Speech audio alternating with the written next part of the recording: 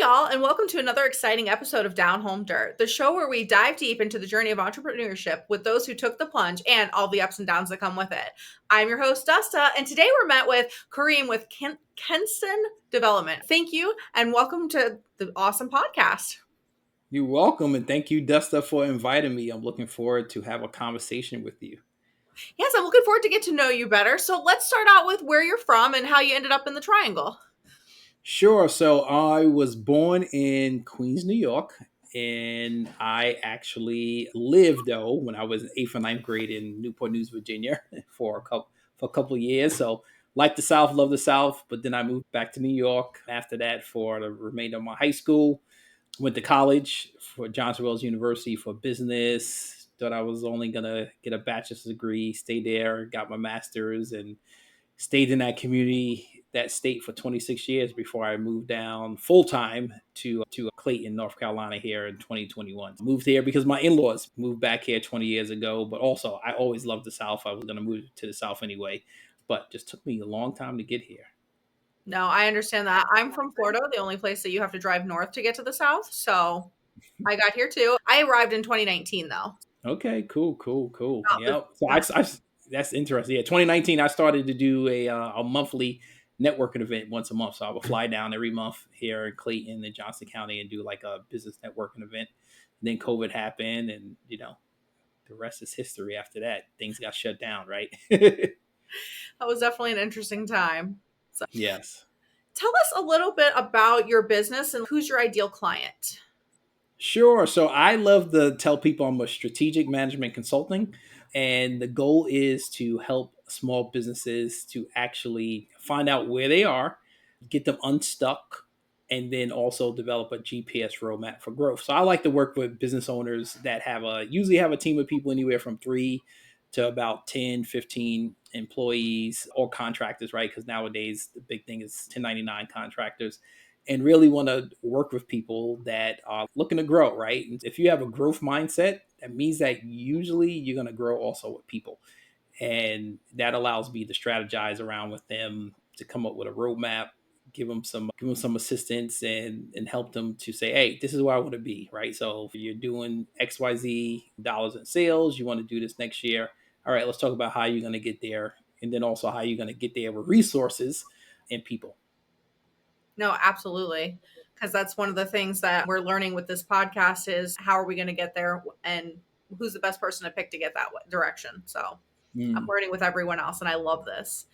So let's talk about some of the common challenges that entrepreneurs face and how can you overcome them? Yeah, so I would say the one of the biggest things, and I talk to entrepreneurs all the time, and is mindset, right?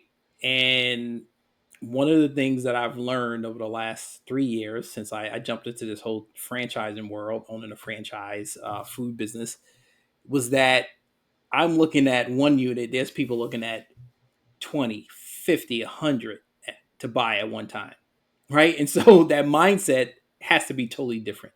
Where we might be looking at, hey, you know what? I'm dealing with 10 to 15 people in a team where people are dealing with hundreds to thousands of people. That mindset is different. So I would tell entrepreneurs, really think about the mindset that you're looking to create, and think about what do you want to accomplish, right? And so I know it's no joke. My business coaching business, usually I'm mostly doing all of the work, and it's a grind, right? And so people say that you got to do as much as you can and then get the next person or the next team member. But then I also have a franchise where I have over 10 people working for me. I could have conversations with people and really say, hey, you have an issue with hiring? Let me tell you about the things I've done to help out with hiring people, to have a pipeline, to when you lose people, on top of we're open 7 days a week for my franchise. So it's talking about, hey, you're gonna have the weekend off. I could get a call today, right? And say, hey, something's happening. What should we do about it? And you just have to set up some processes and some stuff. So it's about mindset. I would tell people, number one thing, where do you want to go with your business? What do you want to accomplish in the next 3, 6, 12 months? Let's talk about it. And then let's look at 3 years and 5 years and so on and so forth. No, I agree with you 100%. I feel a lot of us entrepreneurs start out with an idea and we're going to make money on it, but then we don't think about further down the, even like you said, 3, 6, 12-month goals. We're just like, no, we're going to get out there. It's going to happen. And then Mm, sometimes that leads to burnout. So I'm glad that you mentioned that because that is very important to make sure that you are goal oriented and that your mindset's where it needs to be. that's right. That's right. And sometimes entrepreneurship is not easy. I'm gonna put that out there because people think it's the glamorous life. You get to make your own schedule. You're gonna make a bunch of money, and then sometimes you don't, right? And sometimes you get to points where you're trying to struggle to find clients, right? Or find a customer, or a customer said they're going to pay you and then you got to track them down, or there's a natural disaster and you don't know. It's not easy. It's just say, here's a pathway that some people take. And now some people do it full time, some people do it on the side, right? It's a big thing called side hustles are huge nowadays. And people just doing side hustles, and that's fine also. That's one of the ways you can reduce your risk. If you have a full-time job and you got a side hustle that your full-time job is really taking care of your personal needs, and you will kind of tinker on the side, that's fine. And then there's something people like, hey, you need to jump in full force and see if it's going to happen or not. No, absolutely. And that's your ready moment essentially. And that's where I always ask people, what was your ready moment to jump into entrepreneurship? What made you full force go for it? Yeah, so I grew up with a family that was always in New York City. They always were doing something around entrepreneurship. Is my father, when he was alive, he was like in my family the go-to person to go where you would start a vending business. New York City is big on having vending businesses on the street, or selling food, selling product, or selling services. And so he was like one of the go-to people that you would go to. Hey, how do you start a vending business on the street? And so he had businesses from like selling pillows, selling clothes. I remember one day when I was young, it was raining outside. It wasn't supposed to rain really. It wasn't in the forecast. It started raining. So we're in Manhattan, and he's like, "Yo, all these people have beautiful clothes on, and they get in their suits messed up, women and men." So he ran into the wholesaler, bought 2 dozen of umbrellas and sold them to people, that was getting rained on. So, those are the things that I remember of like entrepreneurship I've always seen it. Now I haven't seen it to the place where he was like, hey, now your family was like a Bill Gates or Mark Zuckerberg. I haven't seen that. That's not my side of my family, but I've seen entrepreneurs, right? And I said, you know what? I'm going to own the business. Even in college, I always was doing something. I had me and 2 other friends. We started a food business. We were selling fried chicken and French fries out of our dorm. We was a resident assistant, and so we tinkered, right, see if stuff works. And I've always started stuff, then continue it, and so that's why I got the bug to buy an operating business and franchising.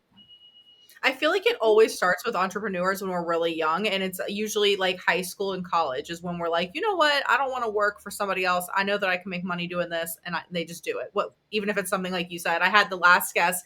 She was like selling her Cheetos in school just so that she could get Spice Girls memorabilia. So it starts so young for us. Yeah, yeah. And then some people pivot some years later. There's a new thing called entrepreneurship through acquisition. That's something huge. I've been doing a lot of research, and I've done it already by buying a operating franchise. So it's like when instead of you starting a business, you buy an operating business. And so now I've got the bug for that. So now I'm looking for another business to buy that might be like in the home service area. Oh, that's amazing. We'll have to talk about that later because that's very interesting. I've never met anyone who's done franchising and I'm curious to know more about it. Sure, sure, sure. I will definitely touch on that.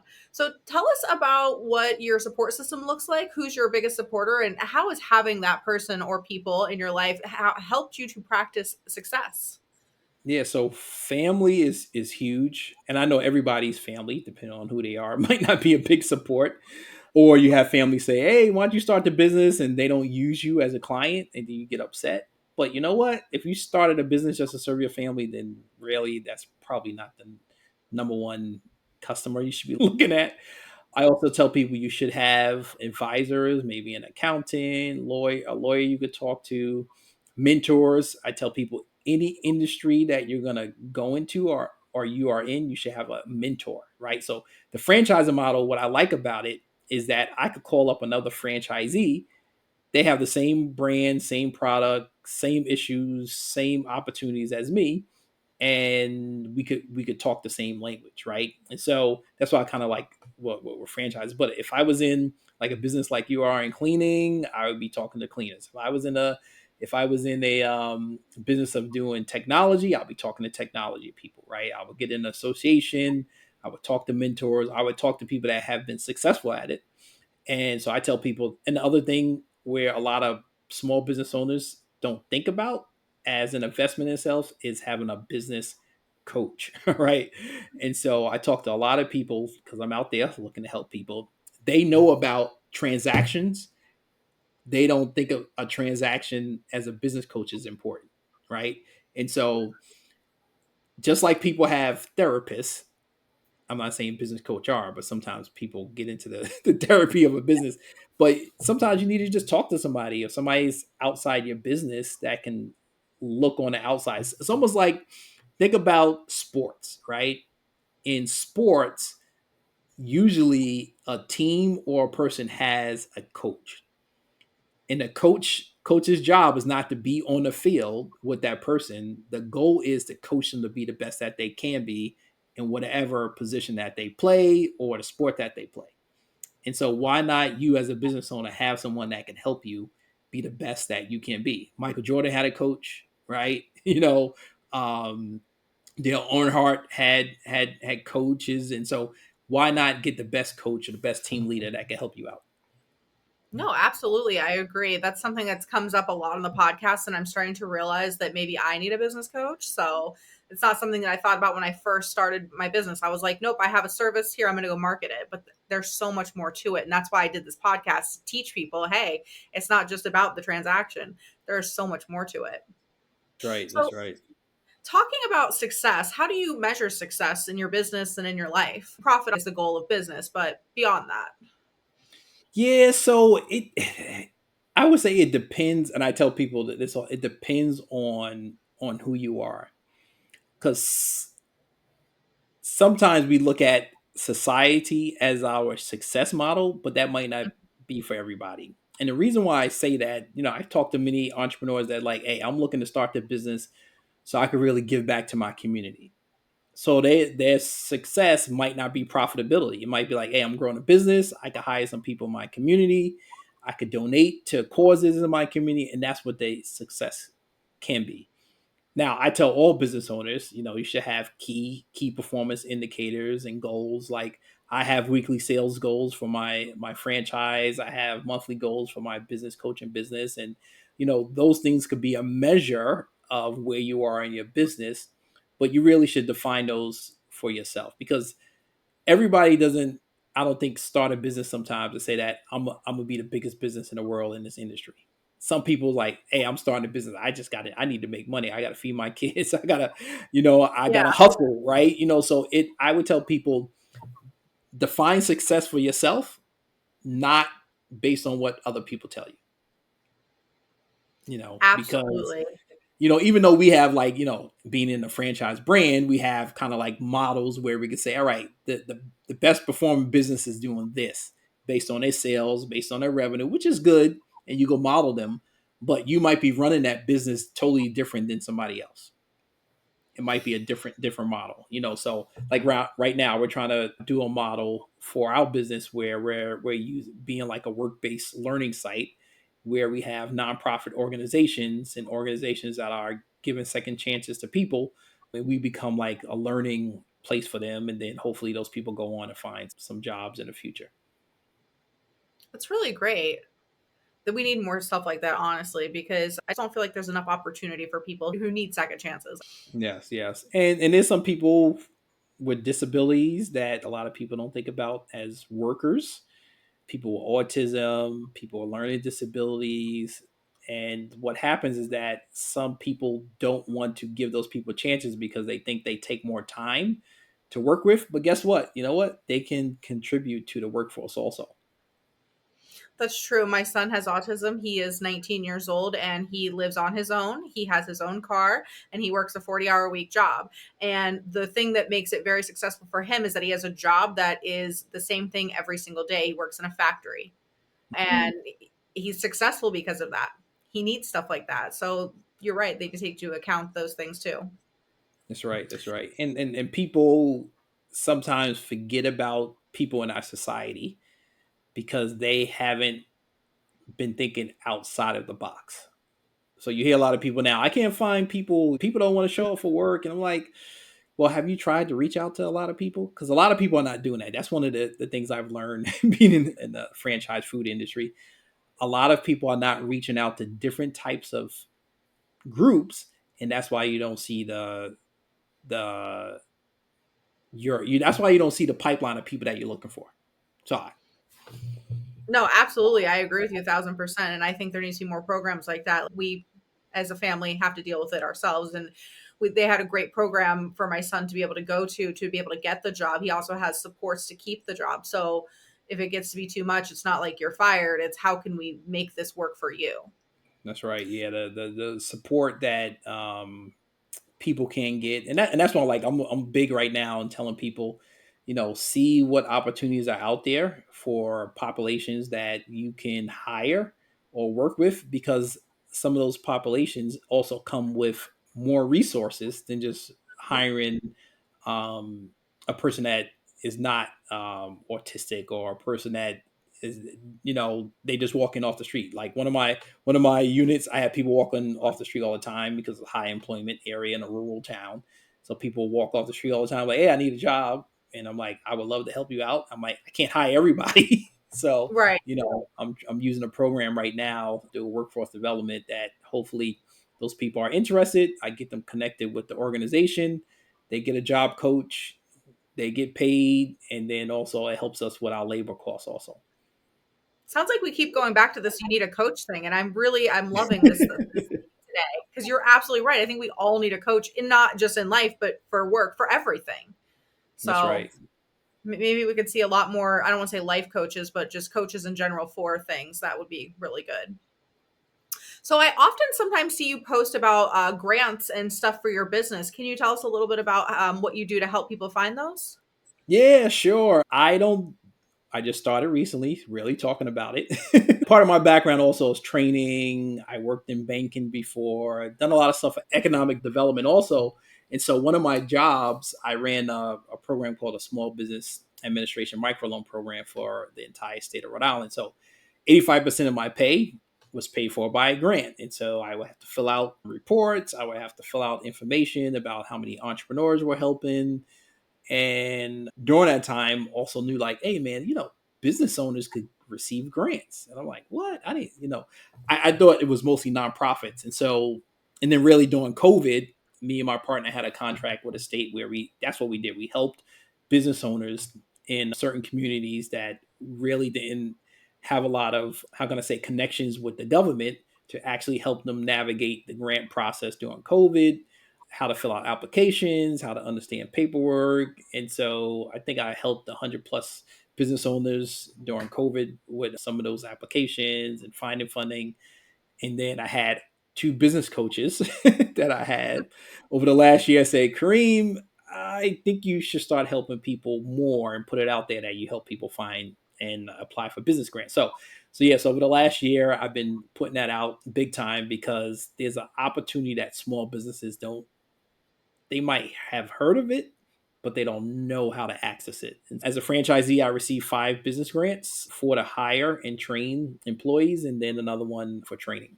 And so I'm out there right now just trying to help people. Like, hey, if there's an opportunity that you can find a business grant for your business, why not take it on? Especially if you're going to be putting out expenses already. No, absolutely. And that's great because I didn't even know about that. It's definitely a good resource to have, and great that you're here locally in Clayton so that you can help people here. We'll definitely be sharing that information with Yeah. them. Yeah, like there's like, if you are living in Wake County and you're starting a business in Wake County, the Wake County Economic Development Corporation has a $1,500 business grant to help you start your business. So if you haven't incorporated yet, they will give you five. They give it to you in $500 increments. So they want you to incorporate. They'll give you $500 so you can pay the Secretary of State fee, right? So I was like, so people out here that, hey, you're starting a business in Wake County, I tell people about the program. I say, hey, you should be doing this. You get money to file your corporation paperwork. I'm like, sign me up for that, right? Absolutely. No, and then that's one of the biggest things that being an entrepreneur is like you got to be finding funding to be able to start to get it out there. I mean, even that little bit of push into being able to be an LLC or whatever, however they structure it, that's phenomenal. I But even didn't like, even know that. here in Johnson County, well, every county in North Carolina, which is different than a lot of states, every community college has a small business center. So you Mhm. get free advice, you could talk to a counselor, free training. So I always tell business owners about go free, but then after a while you're gonna have to pay because maybe your business needs more help than just what is offered at the organization level.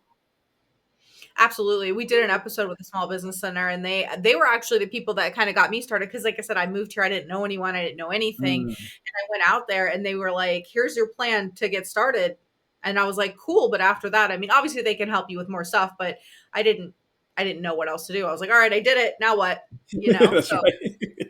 that's good that you're saying yes, eventually you are going to have to pay because there are free resources to help you get started. But once you're started, you have to start kicking in some. What people also, and I try to help people out. Sometimes invest in yourself is important, right? Hmm.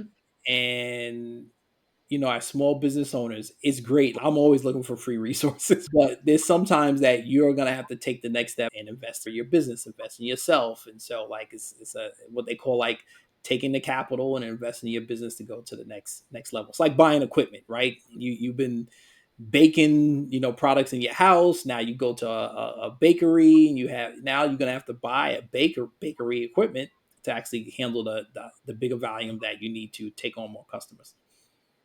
No, absolutely. And I feel like that's sometimes where we as entrepreneurs get tripped up. I'm making this money, but like now I have to put it back into the business. So my profit goes down a little bit, but that's how it works. And that's where the whole idea of, oh, you're going to be rich. Well, one day, but when you're starting out, you still have to keep reinvesting. So Mm.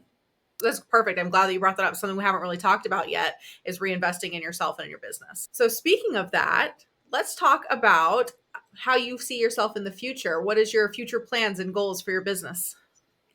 Yeah, so my future plan, I am on a hunt to buy a home service business and something that services the home. And so I define them as, it could be trades, it could be a senior home care, it could be cleaning ducts or something. And so I'm on a hunt right now to buy a home service business or to partner with someone that is looking to take their business to the next level. And now they need more strategy and they're looking to work with a business coach.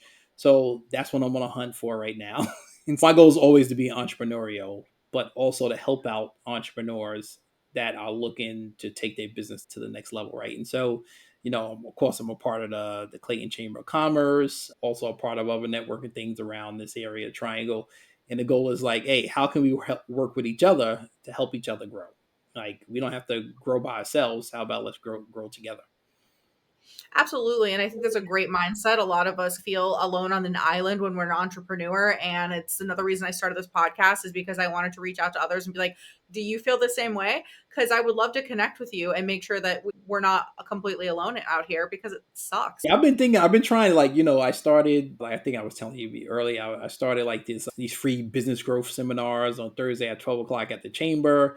Really haven't had a lot of response with them. And I'm like, maybe it's the wrong time of day. I know a lot of people sometimes during the week, they don't have a lot of time if they're doing certain things. I'm like, well, maybe at lunchtime to be open for it. Maybe it's at night, maybe it's on the weekend. I know some entrepreneurs, maybe nights and weekends might work better, but then you're always jumping into people's, like, their family time if Mm. they are running a business that is not open at night. So, like, my franchises, even though I'm not there every day, we make most of our money at nighttime. So but I'm available because I have flexibility and I have people running the business for me. I'm curious now because we've talked about franchise a little bit. How did you get into franchising and how was it hard or easy? Yeah, so I knew about the model already. I didn't think it was going to be something I've done. I just thought it was something so far fetched, and they have a lot of requirements around certain areas, especially around depending on the franchise that you get in, around your personal financial situation and how much liquidity you have, and so I'm like, franchising probably is not for us. But then I'm like, you know what? Let me check it out. Right? You got to check stuff out. Um, before we moved here, we were putting offers on independent businesses, and I'm like, hey, what about franchising? So we like, all right, what do we spend money on? Little Caesars. We're in there twice a week. I'm like, I'm in that store twice a week. Maybe we could buy something like that. Doesn't seem like too intricate.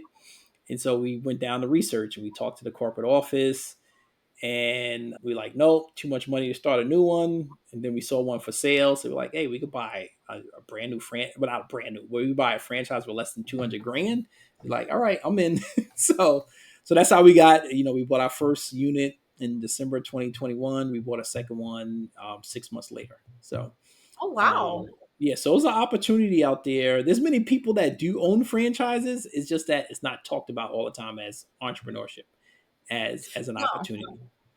And that's why I wanted to talk about it, because that's something that I've considered myself too. Is I wanted to, sell my cleaning business and get into something different. And I looked at like franchising opportunities, but I didn't realize that you could actually buy them from someone who's already established. I thought you just had to go straight to corporate. So Yep. that's knowledge is power. Thank you. Knowledge of power. Or I tell people, why not buy something that's already operating and you already got customers, and the other person spent all the money to build out the brand, to build out the whatever. If it's a retail location, it doesn't have to be right. There's cleaning franchises, there's Dookie Patrol pickup franchises, right? There's plumbing franchise. There's all types of franchises now. There's like teach kids how to learn something or tutor them. There's franchises for almost everything. No, there is. And like I said, I've just been looking out of curiosity, but I didn't realize that you could go onto the website and check out ones that are already established, and then you don't have to do so much work. That's fabulous. It's another option to get into entrepreneurship, especially if, and I don't want to say that you don't have the time for it, but if you don't, because brands take time to build. I've Yes. building mine for over 4 years at this point, and that's from the ground up. And that's one of the things, like that's why I'm at kind of back and forth from my business coaching business, right? If it's taking a long time to build it up, but then I'm like, you know what, maybe I should just buy somebody else's consulting business. Maybe rebrand it, bring me. So those are the things I'm thinking now. So I'm thinking of like, I don't have to start it, but maybe I could buy it, or maybe I could partner with somebody else, and then that's how I grow.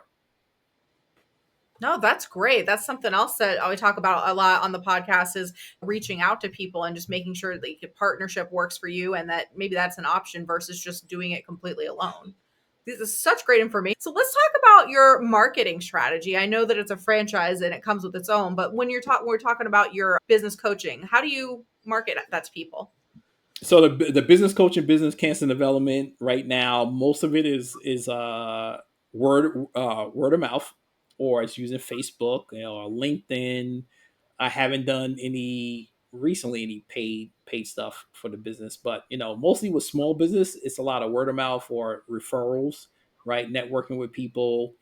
But I'm also right now using a coaching program that is helping me be more focused about building a network of people. So I released just recently a group where I'm in a group giving value to people about business grants. So I took that group, I think in like less than 2 weeks, from 20 people to 80.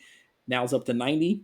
So, if you're a small business and you don't have a lot of marketing dollars to pay, I would tell people the referral networks, being in a maybe like a business networking group like BNI, or I know here's like Tang, or finding a chamber of commerce. You don't have to join these. You could just be a part. Go to the events and looking at who is a good referral source for you. So like, I'm gonna be honest with you. I go to many networking groups, and anybody that's doing something with home services is like huge right now. The realtor, the mortgage person, cleaners, plumbers, electric, like those groups, they always go refer business to each other. So I'm like, I'm Mhm. over here. I'm trying to convince people to do business coaching. The trades people are always busy, and they're like, I'm too busy to talk to you. I say, well, maybe I need to just buy me a home service business, and then I can get all the referrals. And I'm like, oh, guess what? I do coaching too. No, absolutely. That's something we talk a lot about on the podcast, is networking and putting yourself out there and getting in front of those people, because that's going to grow your business and your network quicker than any paid advertising will, That's because right. people will know you. And that's why I always say network. There's plenty of opportunities to network, and also finding the one that fits for you, because that's a big deal. You don't want to join one and it just not be a good fit for you or your business. That's right. That's right. Finding the best network, and then finding good referral partners. So like if Mhm. there's a good referral partner, so like I've been taking the mastermind class the last couple of weeks. I think we have one more session left, and in it is like a find 5 good referral partners and keep on working at those referral partners. So if it's like that person sent you 5 people, guess what? You better be spending some more time with that person that sent you five referrals. Because you could be out here like trying to get all new leads, but those people are not going to give you leads. But that person that sent you 5, they probably will send you 5 more. No, absolutely. And always like having coffee and supporting your network and making sure that you are referring and using them as well. These are all things that, are very important to your business and your reputation in the networking groups, to be honest. That's right. That's right. So I definitely agree with that. Let's talk about what advice was most impactful for you to make this jump in there. What was somebody said something to you and you were like, yes, and you just did it? Yeah. So I taught in this program called Goldman Sachs 10,000 Small Businesses. And so I was like a business advisor, and then I became like the faculty lead since I taught business classes. And I'm teaching these business owners, right, the theory to action part, and I'm like, man, some of these people are making some good money running some businesses I wouldn't even think about. I'm like, I need to jump in and buy a business and do what they're saying in this program. And that's why I was like, hey, let's buy an operating business and see if we could grow the sales. So we took our first unit and grew the sales in 3 years by 3 times from what we bought it from, right? So I've learned that piece now. I could grow sales. I know I could grow sales. Now I'm still figuring out in the food, especially food is very intricate, is that Mhm. profitability piece. How can I get more profitability out of these businesses? So and that's why you see a lot of people in food own multiple locations, because the profit is very lower than like a service business. And so um, you know, jumping in was always uneasy, but also I also had some experience, and also I when I jumped into the pizza business, I found a pizza coach, somebody that was in the industry before I had all these years. So I'm like, hey, I want to hire you and use you to help me out. So we're doing the right thing. In our second unit that we bought, he saved us $50,000 from the purchase price. So yes, a lot of people say, "Well, I don't know. I might have the budget for some advisement and stuff." But if that person, I think I was paying them close to $1,000 a month, and from that they saved us spending $50,000. I'll pay that all day, every day, if I could Great save return fifty on thousand investment. dollars. Yeah, it's a great investment. So I look at it as an investment, not as a cost. Absolutely. Again, back to the mindset. You're really good with this. This is so exciting. And not a lot Thank of you. people think that way. That's why I say that. And I've done plenty of podcasts. We're already in season 2. And some people's mindset isn't thinking about like that. They're thinking about, well, this is my passion. And that's okay. Mine started out as my passion too. But then you have to realize that this is a business and there's no emotion in business. You Mm. got to go for it. You got to make the numbers and you got to make it make sense. That's so So, true. It's so true. I'm glad you brought that up, because I was at an event 2 weeks ago, and they were telling people passion is great, but follow the money. And I'm like, mhm. that is so true, right? Because I'm passionate about training and teaching people, and but if that's not where the industry is growing, so like if the training industry and stuff that's declining, like why would I want to be in it, even though that's my passion? Because it might be harder to make money, right? So I might need to follow where the money's going, right? And so right now the money's into like green technology, AI stuff, home services, building, construction, the trade.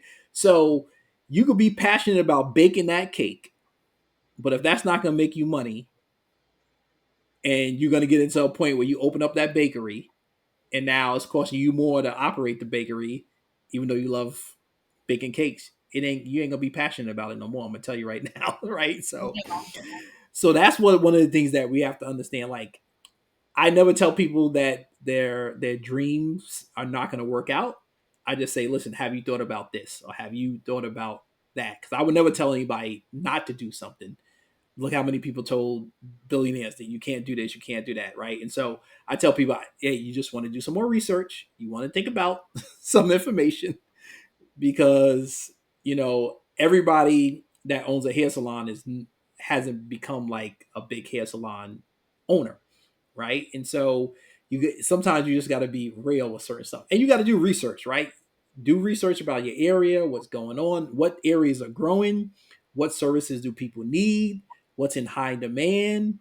Like I'm gonna be honest with you. If I was in the trades, I'll be answering my phone every time somebody calls me because somebody's calling me, and I know it's big in the trades. A lot of people in the trades are not good with responding to people. I Hmm.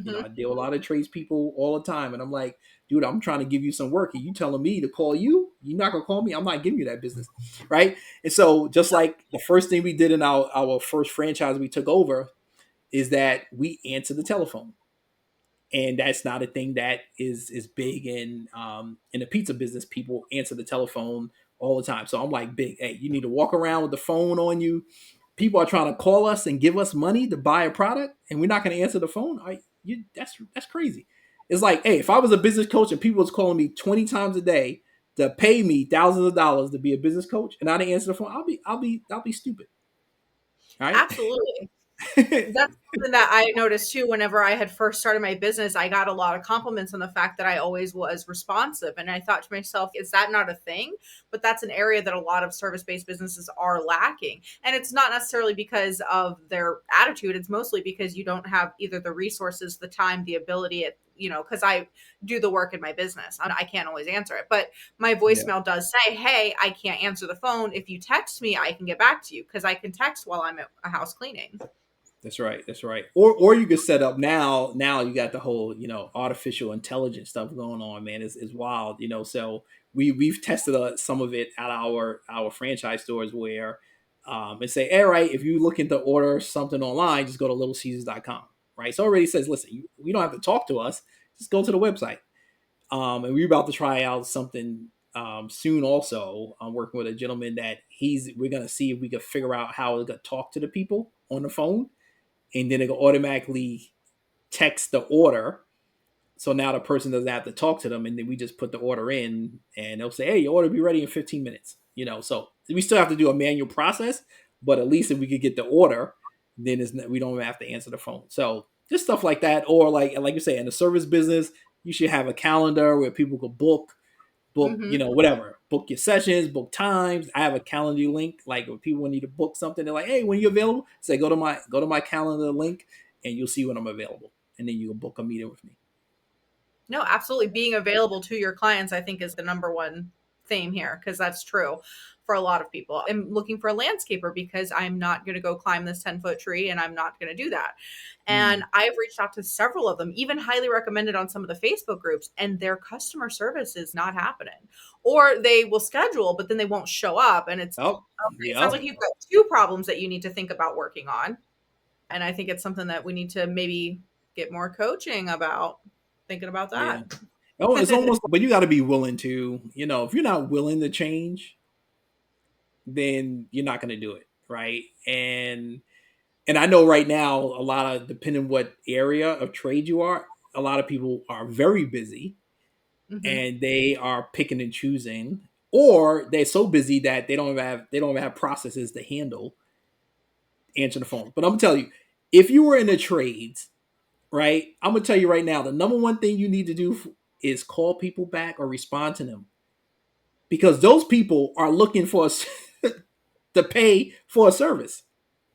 And No, so if you're not responding to them, they're gonna go to somebody else. Whoever answers the phone first might be the first people that get the job. so a long time ago, I used to work at Pizza Hut and I was a manager there. And that was actually something that they would tell us because that back then they had people that just answered the phone and they'd be like, Mm, answer the phone because if you don't, they're not going to call you back. You're not going to get paid. And that's how this is going to work. And they'll call someone else. And then after time, you eventually won't have a job. And I was like, oh, okay, answering the phone every single time.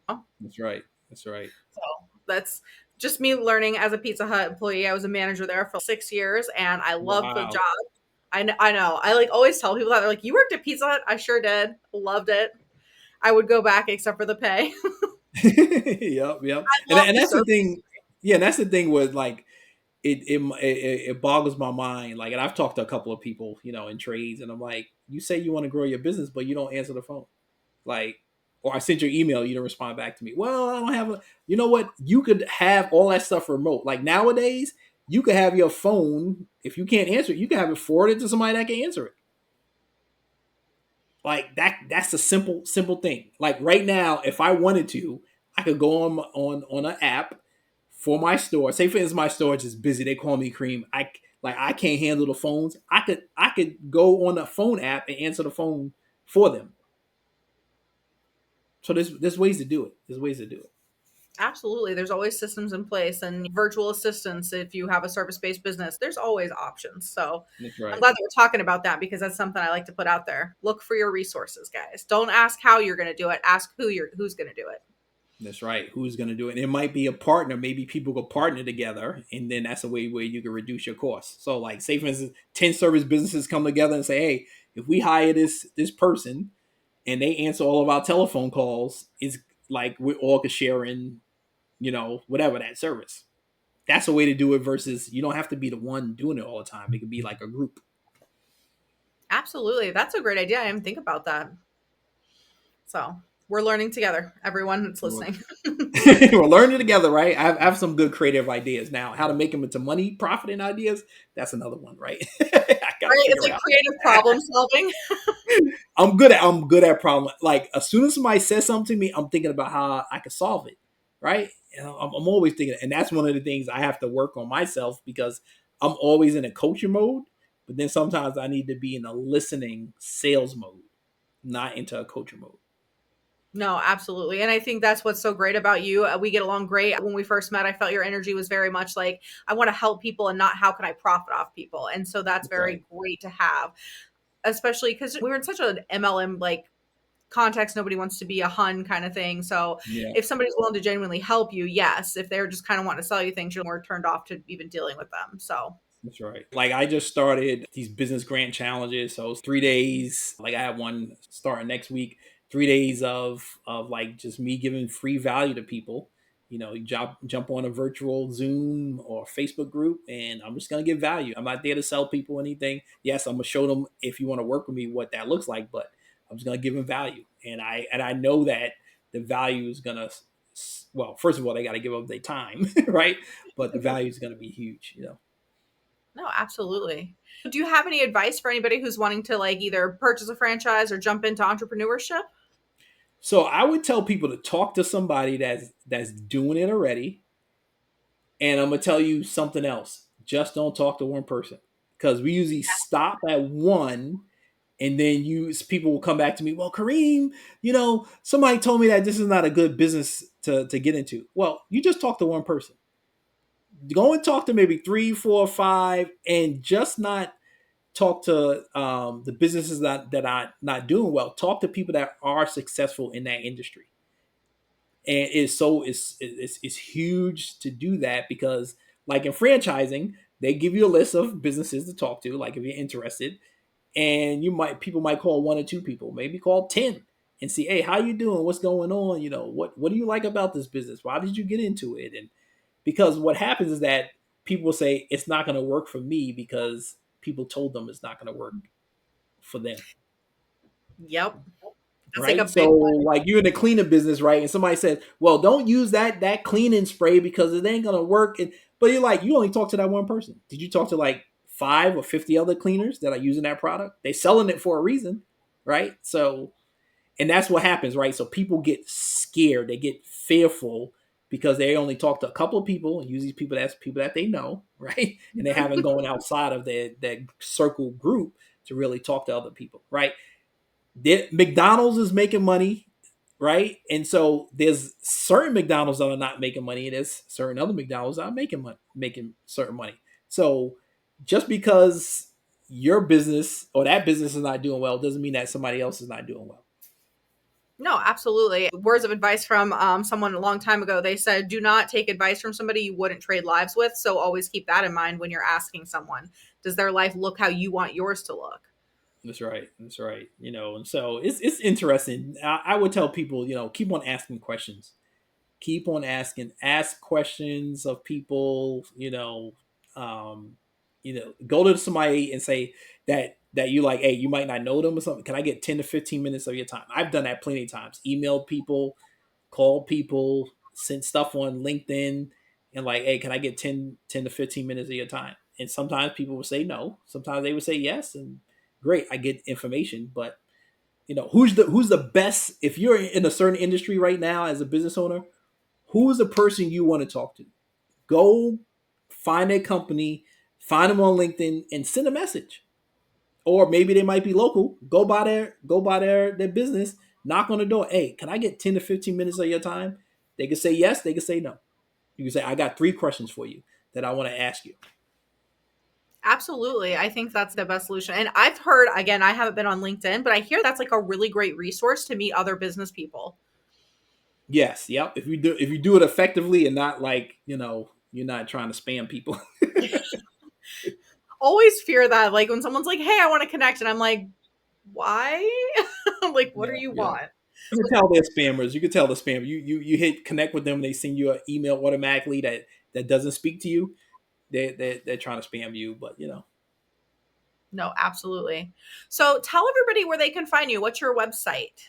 yeah. So you could go to, it's my last name is KANSTON.com.